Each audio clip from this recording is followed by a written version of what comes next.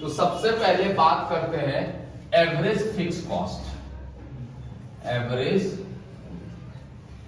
Fix cost, ठीक है, मतलब इसको हिंदी में कहा जाता है औसत स्थिर लागत, एवरेज फिक्स कॉस्ट। ठीक है, मैं दोबारा रिपीट कर रहा हूं, एवरेज का मतलब होता है per unit, cost of per unit. तो फिक्स कॉस्ट है तो cost of fix cost of per unit. तो बेसिकली क्या होगा, average fix cost refers to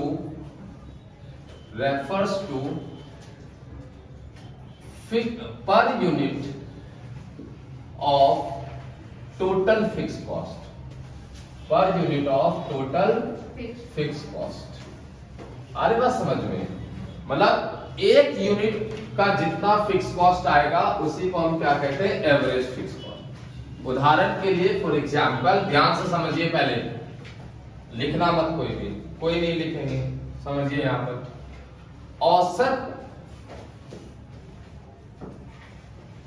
स्थिर लागत से अभिप्राय प्रति इकाई स्थिर लागत से है। प्रति इकाई मतलब एक, जैसे for example rent of building,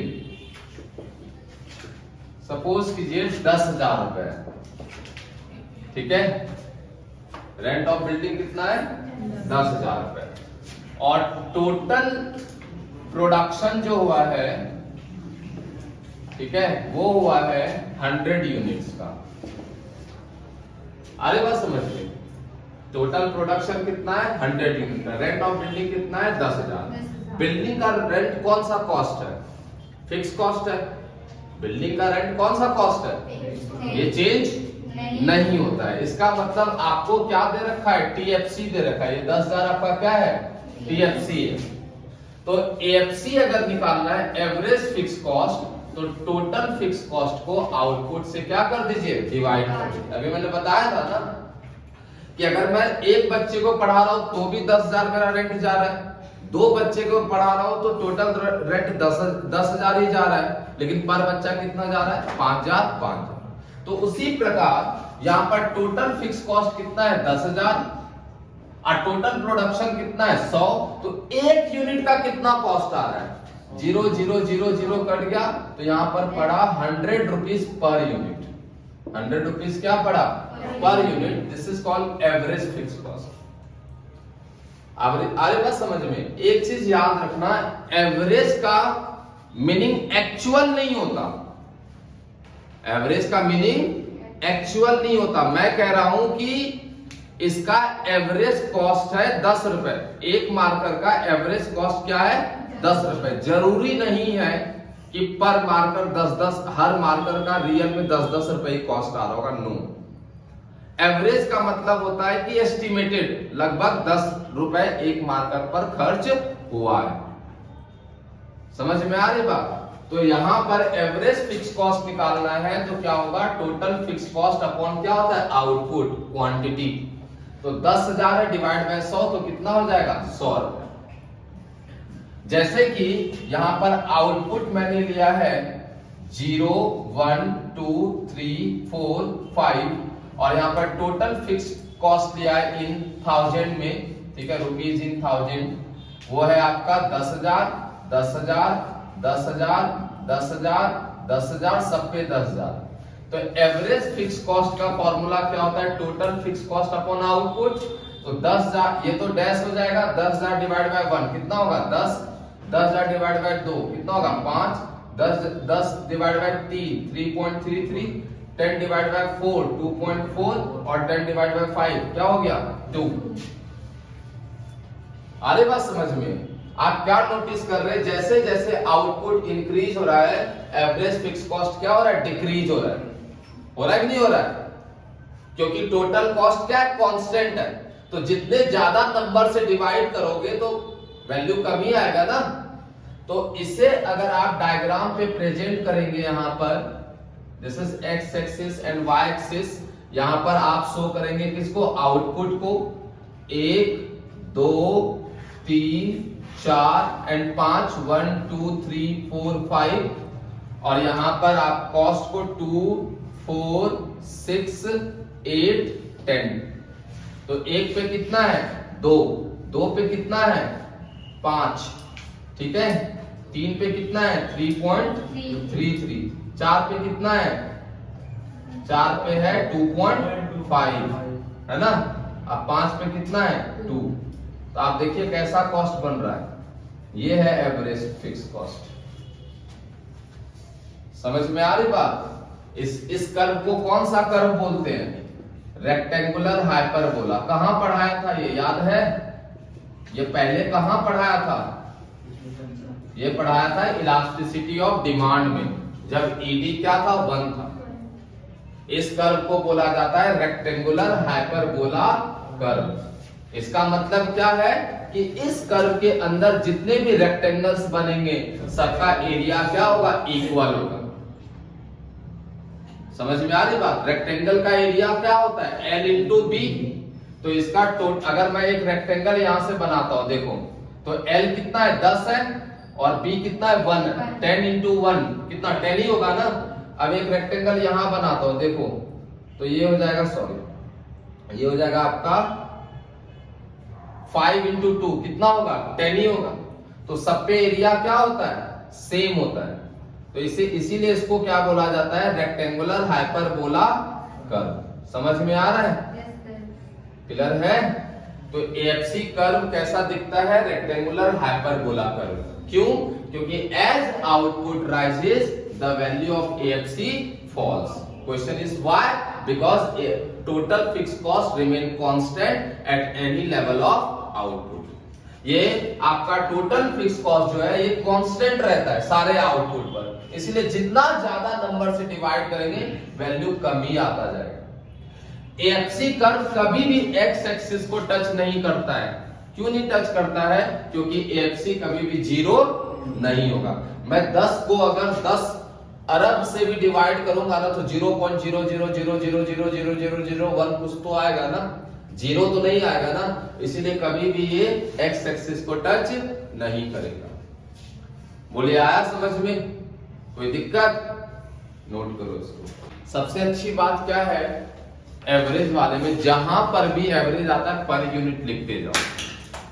AFC में क्या पढ़ाया था मैंने, average fix cost refers to per unit of fix cost. उसी तरह average variable cost AVC refers to per unit of total variable cost। Variable cost, जितना भी टोटल वेरिएबल कॉस्ट होगा उसका पर यूनिट जो कॉस्ट आता है उसी को हम एवरेज वेरिएबल कॉस्ट कहते हैं। मतलब क्या है कि औसत परिवर्तनशील लागत से अभिप्राय प्रति इकाई परिवर्तनशील लागत से है। ठीक है, मतलब एबीसी क्या होगा, ABC equals to TBC upon Q per unit. अब मैंने लास्ट क्लास आपको टीबीसी के बारे में बताया था और ये भी कहा था कि अगर टीबीसी समझ गए तो कॉस्ट समझ आ जाएगा, बताया था ना। पहले यहां पर यूनिट लेते हैं, फॉर एग्जांपल 1 2 3 4 5 6 और टीबीसी यहां पर पहले याद कीजिए मैंने क्या बताया था कि पहले डिक्रीजिंग रेट पर इंक्रीज होगा और फिर इंक्रीजिंग रेट पर इंक्रीज होगा। जैसे यहां पर फॉर एग्जांपल मैंने लिया यहां पर 10, यहां हो गया 18, यहां हो गया 24। पहले डिक्रीजिंग रेट पे इंक्रीज हो रहा है, पहले 8 बढ़ाया फिर 6 बढ़ाया। अब मैं यहां पर ले रहा हूं 32, यहां लिया मैंने 45 और यहां मैंने लिया 65। अब मैं इंक्रीजिंग रेट पे बढ़ा रहा हूं। क्लियर है। एबीसी का फॉर्मूला क्या बताया, टीबीसी अपॉन क्यू। क्यू से डिवाइड करेंगे तो एक यूनिट का आ जाएगा, 10 डिवाइड बाय 1 कितना होगा, 18 डिवाइड बाय 2 24 डिवाइड बाय 3 8, ये कितना हो गया 8, ये हो गया 9 और ये कितना हो गया 10 पॉइंट, ये हो जाएगा आपका 08। क्लियर है। अब आप जब इसको डायग्राम पे शो करेंगे, प्रेजेंट करेंगे डायग्राम पर,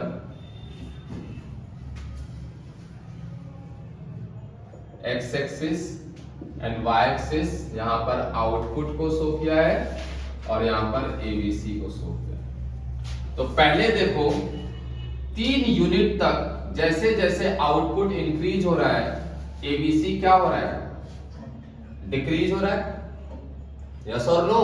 यस सर। तो 3 यूनिट तक ये क्या हो रहा है, डिक्रीज हो रहा है। जैसे जैसे आउटपुट इंक्रीज हो रहा है, एबीसी डिक्रीज हो रहा है। क्लियर है। फिर चौथे यूनिट पर क्या है, कांस्टेंट है, तो चौथे यूनिट पर क्या है, कांस्टेंट है। अब फिर क्या हो रहा है, पांचवें छठे पे क्या हो रहा है, इंक्रीज हो रहा है, फिर ये क्या हो रहा है, इंक्रीज हो रहा है। आ रही बात समझ में। तो एबीसी आपका ऐसा होता है, ठीक है। पहले क्या हो रहा है, डिक्रीज हो रहा है, फिर कांस्टेंट, फिर क्या हो रहा है, इंक्रीज हो रहा है। आ रही बात समझ में। इसका जो कर्व है लगभग लाइक कैसा दिख रहा है आपका, यू शेप का दिख रहा है, ठीक है। तो पेपर में क्वेश्चन आता है कि why average variable cost curve look like U shape. U shape का क्यों होता है, तो इसका आंसर होगा यू शेप का due to law of variable proportion, जो पिछले चैप्टर में पढ़ाया था। क्योंकि लॉ ऑफ वेरिएबल प्रपोर्शन में क्या होता है, जब प्रोडक्शन ज्यादा मिलेगा तो कॉस्ट क्या आएगा, कम, और जब प्रोडक्शन कम मिलेगा तो कॉस्ट क्या आएगा, ज्यादा। इसीलिए पहले कम हो रहा है, फिर क्या हो रहा है, ज्यादा हो रहा है। क्लियर है। यहां पर हमने एबीसी शो किया है, यहां पर आओ सेम इसको भी वैसे ही डिफाइन करेंगे जैसे आपने एसी को, सॉरी एबीसी को और एएफसी को डिफाइन किया था, सेम यहां भी डिफाइन होगा। AC refers to per unit of total cost of production, ठीक है। प्रोडक्ट किसी भी गुड्स को प्रोड्यूस करने में जितना टोटल कॉस्ट आया है उसके पर यूनिट कॉस्ट को क्या कहते हैं, एसी कहते हैं। मतलब औसत लागत से अभिप्राय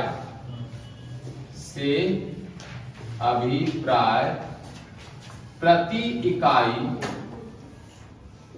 इकाई कुल लागत से है, कुल लागत से है। मतलब इधर जब फिर लिखने लगे, AC इक्वल्स टू क्या होता है, TC अपॉन Q। क्लियर है। अब यहां पर हमने आउटपुट लिया है 1 2 3 4 5 6 और यहां पर TC लिया है फॉर एग्जांपल 15 25, ठीक है, 30 40 65 और 85। अरे बात समझ में। तो यहां पर AC का फॉर्मूला क्या बताया, TC अपॉन, तो 15 डिवाइड बाय 1 कितना हो गया, 25 divide by 2 12.5, 30 divide by 3 40 divide by 4 10 divide by कितना हो गया 13 एंड दिस डिवाइड बाय 6 1 जा 6 6 4 जा 24 6 6 6 1 जा 6 और 6 6, ठीक है, 14.6। AC का भी नेचर देखिए वैसा ही है, पहले फॉल हो रहा है ना, फिर कांस्टेंट, फिर क्या हो रहा है, राइज हो रहा है। मतलब अगर इसको आप ड्रॉ करेंगे तो ठीक उसी प्रकार जैसे ABC को ड्रॉ किया है उसी तरह AC को करेंगे, लेकिन दोनों में अंतर है। अंतर क्या है वो बताता हूं। AC पहले फॉल करेगा, फिर आपका क्या करेगा, राइज करेगा। देखिए AC equals to ABC plus AFC भी होता है। जिस प्रकार TC equals to TVC plus TFC होता है, उसी प्रकार AC equals to ABC plus क्या होगा, एएफसी। तो एएफसी एबीसी क्या है, अकेला है, लेकिन एसी क्या है, एबीसी और एएफसी का सम, जोड़। समझ में आ रही बात? तो इससे साफ पता चल रहा है कि एसी बड़ा होगा या एबीसी बड़ा होगा, एसी हमेशा बड़ा होगा एबीसी से, ये याद रखिएगा। मतलब एबीसी का कद हमेशा एसी के क्या आएगा, नीचे आएगा, क्योंकि एसी एबीसी से क्या होता है, बड़ा होता है। ये फर्क है। समझ में आया? यहां पर हमने क्या शो किया है, आउटपुट, और यहां क्या शो किया है, एवरेज कॉस्ट। क्लियर है? एवरेज कॉस्ट में मैंने बताया था कि वो एस्टिमेटेड होता है। ध्यान से समझिए, एवरेज और मार्जिनल में क्या डिफरेंस है। 100 यूनिट का फॉर एग्जांपल मैं प्रोडक्शन कर रहा हूं, ठीक, तो टोटल कॉस्ट आया आपका 1000 रुपए। तो एवरेज कॉस्ट कैसे निकालेंगे, 1000 डिवाइड बाय 100, तो कितना हो गया, 10 रुपए। इसका मतलब हुआ कि लगभग पर यूनिट को प्रोड्यूस करने का कॉस्ट कितना आया, 10 रुपए। बट जरूरी नहीं है कि हर यूनिट 10 रुपए में बना होगा। हो सकता है कोई 12 में बना होगा, कोई 15 में बना होगा, कोई 8 में बना होगा, लेकिन जब मैंने 100 यूनिट को जोड़ा तो आया कितना, 1000 रुपए। तो ये जो एवरेज होता है ना, वो रियल वैल्यू नहीं होती, लेकिन मार्जिनल क्या होता है, रियल वैल्यू होता है। 101 यूनिट को प्रोड्यूस किया तो टोटल आया फॉर एग्जांपल 1010 रुपए। तो एक एक्स्ट्रा यूनिट प्रोड्यूस करने पर जो एक्स्ट्रा कॉस्ट आया वो कितना आया है, 10 रुपए। तो ये है मार्जिनल कॉस्ट, ये है रियल, ये है एक्चुअल, और ये है एस्टिमेटेड। समझ में आ रही बात? तो एवरेज जो मैंने स्टैटिस्टिक्स में भी पढ़ाया था, एवरेज क्या होता है, एस्टिमेटेड वैल्यू होता है, एक्चुअल वैल्यू नहीं होता, लेकिन मार्जिनल बताता है एक्चुअल वैल्यू। एक एक्स्ट्रा यूनिट प्रोड्यूस करने पर जो एक्स्ट्रा कॉस्ट आएगा उसको कौन सा कॉस्ट कहते हैं हम, मार्जिनल कॉस्ट कहते हैं। तो we can define MC, MC refers to addition in total cost. MC refers to addition in total cost, मतलब टोटल कॉस्ट में जितना वैल्यू एक्स्ट्रा ऐड होगा उसी को क्या कहते हैं, मार्जिनल कॉस्ट। कब, when an additional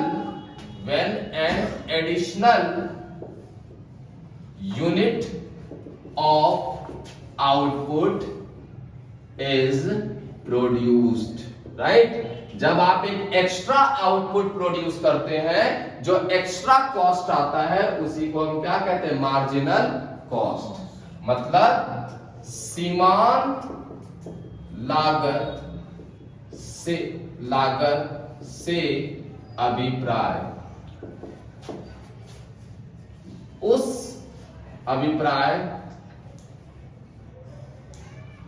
वस्तु के एक अतिरिक्त इकाइयों के उत्पादन पर प्राप्त अतिरिक्त लागत सीमांत लागत कहलाता है, सीमांत लागत कहलाता है। क्लियर है? अरे इधर ध्यान दो, मतलब तुम लोग आदत से तुम मजबूर हो, पता नहीं क्या चुल मस्ती है, जैसे कि मैं भाग रहा हूं छोड़ करके तुम लोग लिखना है, ऐसे समझ नहीं आता है, कोऑर्डिनेशन नहीं बनता है। मतलब ये हुआ कि जब आप एक एक्स्ट्रा यूनिट को प्रोड्यूस करते हैं, अतिरिक्त वस्तु का उत्पादन करते हैं, तो जो भी अतिरिक्त लागत आएगा उसी को कहते हैं सीमांत। मार्जिनल प्रोडक्शन में भी यही पढ़ाया था, मार्जिनल यूटिलिटी में भी यही पढ़ाया था।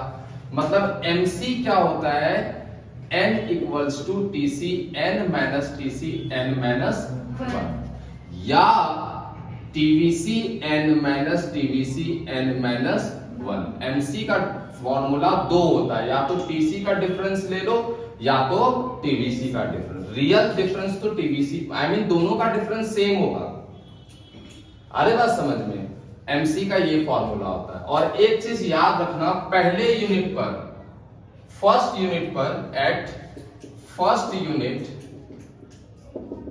MC इक्वल्स टू क्या होता है, ABC इक्वल्स टू क्या होता है, TBC। ये सब आपस में क्या होते हैं, इक्वल होते हैं पहले यूनिट पर। मैं बता, फॉर एग्जाम्पल यहां पर मैंने आउटपुट लिया है 1 2 3 4 5 6 और TBC लिया है यहां पर मैंने 10 18 24 32 45 60। क्लियर है? तो MC कैसे निकालेंगे, मैंने क्या बोला, पहले यूनिट पर सब क्या होता है, सेम। तो पहले यूनिट पर जो TBC होगा वही क्या होगा, MC। ठीक है, अब इसमें से इसको माइनस करो 8, इसमें से इसको माइनस करो 6, इसमें से इसको माइनस करो 8, इसमें से इसको माइनस करो 13, इसमें से इसको माइनस करो 15। क्लियर है?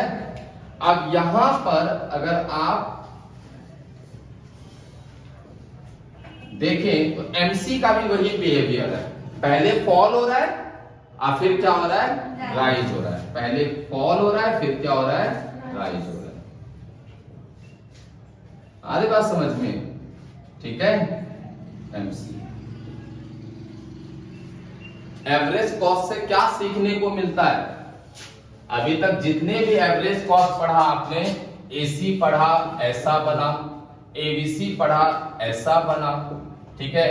उसके बाद AFC जो है वो डाउन ही होता रहता है, AFC पढ़ा ऐसा बना, पढ़ा ना। क्या सीखने, इससे जिंदगी की सीख मिलती है, इससे जिंदगी की ये सीख मिलती है कि अगर आप सेम बिहेवियर के रहेंगे, अपने आप में परिवर्तन नहीं करेंगे, तो आपकी जिंदगी धीरे धीरे धीरे धीरे गिरती जाएगी, खत्म होती जाएगी। TFC कांस्टेंट है, समझ रहे हो ना? TFC क्या है, इसीलिए वो गिरता रहता है। अपने आप में मॉडिफिकेशन लाना बहुत जरूरी है। AC और ABC अपने आप को मॉडिफाइड करता है, पहले गिर रहा है तो धीरे धीरे अपने आप को उठा रहा है।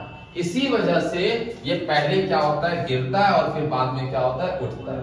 ये जिंदगी है हमारी, अगर गिरेंगे तो बाद में उठेंगे, लेकिन कब, जब अपने आप में परिवर्तन लाओगे। और TFC के तरह नहीं, मैं ऐसा ही हूं, मुझे नहीं लाना चेंज, तो फिर भाई गिरते रहो ऐसे करके। नहीं, मरना तो सबको एक दिन है ही, एंड आएगा, लेकिन जीरो पे टच ना होने का मतलब थोड़ा सा भी रह जाओगे तो क्या ही फायदा मिलेगा आपको। समझ में आ रही बात? तो इसमें भी मोटिवेशनल चीजें छुपी हुई है। क्लियर है? अब MC जो है, TC का डिफरेंस और TBC का डिफरेंस क्यों होता है ऐसा, बताता हूं, ध्यान से सुनो, ध्यान से सुनिए। यहां पर फॉर एग्जांपल आउटपुट लिया मैंने 1 2 3 4 5 और TFC ले रहा हूं मैं 5 5 5 5 5 और TBC ले रहा हूं मैं यहां पर फॉर एग्जांपल 5 8 10 15 और यहां पर ले लिया 22। तो TC क्या होता है, दोनों का सम होता है, बोलो। तो ये हो जाएगा तुम्हारा 10 13 15 20 27। ठीक, अगर मैं MC निकालूं तो TC का डिफरेंस निकालो, 13 में से 10 गया 3, 15 में से 13 गया 2, 20 में से 15 गया 5, 27 में से 20 गया 7। और यहाँ TBC देखो पहले यूनिट पर सेम होता है ना, TBC और MC। अब देखो 8 में से 5 गया 3, 10 में से 8 गया 2, 15 में से 10 गया 5 और 22 में से 15 गया 7। सेम आ रहा है। ऐसा क्यों आ रहा है, ध्यान से सुनिए। TBC अकेला है, TBC क्या है, और TC में दो चीजें जुड़ा हुआ है, TBC और TFC। तो अगर मैं इन सब का डिफरेंस निकालूं, इसमें से इसको माइनस करूं, कितना आ रहा है, इसमें से इसको माइनस करो, कितना आ रहा है, इसमें से इसको माइनस करो, कितना आ रहा है। तो जब मैं इसको नीचे से ऊपर माइनस करता हूं ना, तो इसका कुछ प्रभाव ही नहीं है, तो जीरो है। तो जो भी चेंज हो रहा है TC में, वो किसके वजह से चेंज हो रहा है, TBC के वजह से। MC क्या होता है, चेंज होता है। इसीलिए एमसी में टीवीसी और टीसी दोनों के डिफरेंस से निकाला जाता है, क्योंकि इसमें जो टीएफसी जुड़ा हुआ है ना, इसका डिफरेंस नील है। अगर ये चेंज होता ना तो एमसी का फॉर्मूला फिर दोनों सेम नहीं होता। अगर ये टीएफसी चेंज होता तो एमसी का फॉर्मूला दोनों नहीं होता। फिर समझ में आ रही बात? टीएफसी फिक्स है, इस वजह से दोनों का डिफरेंस क्या आता है? सेम आता है, क्योंकि इसका डिफरेंस निकालेंगे, टीसी में इंक्लूड है ना टीएफसी, टीसी में टीएफसी इंक्लूड है ना, तो इसको माइनस कर रहे हैं, मतलब ये भी माइनस हो रहा है, तो इसका माइनस तो जीरो आ रहा है, कोई इफेक्ट नहीं डाल रहा है। तो जो भी इफेक्ट डाल रहा है टीसी पे, किसके वजह से? टीवीसी के वजह से। That's why MC equals to TVC N minus TVC N minus 1। Clear है? ये जो एसी है, एसी का जो नेचर है वो कछुए के जैसा है, धीरे धीरे धीरे धीरे धीरे गिरेगा और धीरे धीरे धीरे ऊपर जाएगा। और एमसी जो होता है वो खरगोश की तरह होता है, बहुत तेजी से गिरता है और बहुत तेजी से ऊपर की तरफ जाता है। क्लियर है? बाकी अगली कक्षा।